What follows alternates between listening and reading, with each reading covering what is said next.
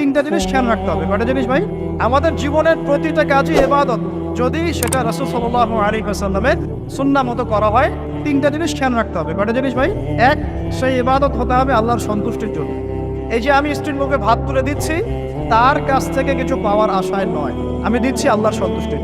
আমি যে একজন মুসলিম ভাইকে হাসি মুখে সাক্ষাৎ করলাম, ও আমাকে ভালো বলবে, পরে আমাকে হেল্প করবে, এমন এই জন্য নয়, আল্লাহ পাক সন্তুষ্ট হবেন তাই। আমি নামাজে দাঁড়িয়েছি, লোকে আমাকে ভালো বলবে এই জন্য দাঁড়াই নাই, দাঁড়িয়েছি কেন?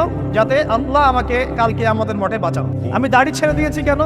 মানুষ আমাকে হুজুর বলবে তাই, এই জন্য নয়, বরং আল্লাহ রসুলের সুন্নাত জীবিত করেছি, ইনশাআল্লাহ আমি 50 জন শহীদ সাহাবীর নেকি পাবো ইনশাআল্লাহ। কেন আমি টাকনুর নিচে কাপড় পরছি না? কারণ কি মানুষ আমাকে বলবে নতুন ফ্যাশন? আমি এই কারণে পড়ছি যাতে রাসূল সাল্লাল্লাহু আলাইহি ওয়াসাল্লাম কালকে আমাদের মাঠে এই সুন্নাহর উপর আমল করার জন্য আমার পক্ষে সুপারিশ করেন। আমার ইবাদত, আমার পর্দা, আমার পরিবার, আমার ব্যবসা, আমার অর্থনীতি, আমার পলিটিক্স সবকিছু আল্লাহর জন্য করব। এই একটা হলো মূলনীতি ইবাদত কবুল হওয়ার। এক। দুই, সেই আমলটা হতে হবে রাসূলের সুন্নাহ মোতাবেক, অন্য কোনো পদ্ধতিতে নয়। মনে করেন আমি একজন খুব বড় বুজুর্গ হয়ে গেছি, নাউজুবিল্লাহ, আমরা এত বড় বুজুর্গ হয়ে যাই নাই, যে টাইটেলগুলো আপনারা দেন এগুলোর কোনো প্রয়োজন নাই।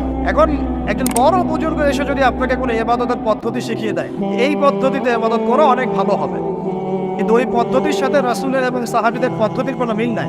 মুখরোচক মনে হলো, দেখতে সুন্দর মনে হলো, এবং অনেক মানুষ তা করছে, এরকম দলিল থাকলেও সেই কাজটা করা যাবে।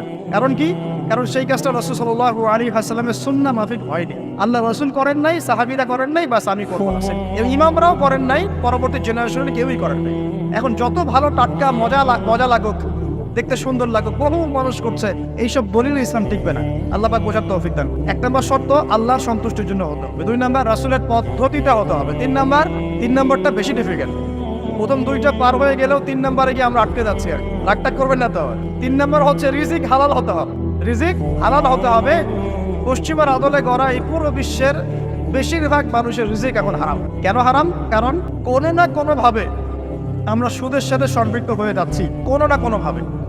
আর নবীজি অনেক আগেই বলেছিলেন, 1400 বছর আগে, যে একটা জামানা তোমাদের সামনে আসবে, যে মানুষ সুদ খেতে চাইবে না, তার গায়েও সুদের ছিটাফোঁটা গিয়ে লাগছে কিনা। এখন আপনি খেতে চাইবেন না, আপনাকে মেসেজ পাঠিয়ে দেওয়া হবে আপনার অ্যাকাউন্টে এত টাকায় যোগ হয়েছে।